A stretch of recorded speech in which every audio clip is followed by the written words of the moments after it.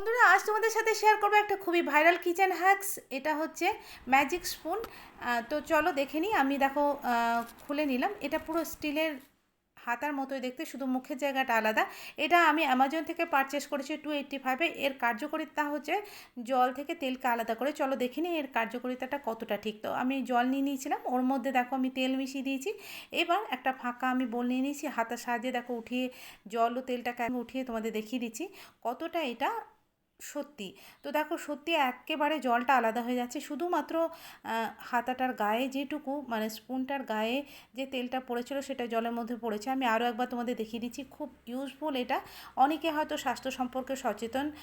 রেসিপিতে যদি তেল বেশি পড়ে যায় তোমরা এইভাবে আলাদা করে নিতে পারো। ভীষণ ভালো একটা হ্যাকস, তোমরা অবশ্যই এটা কিনে দেখতে পারো।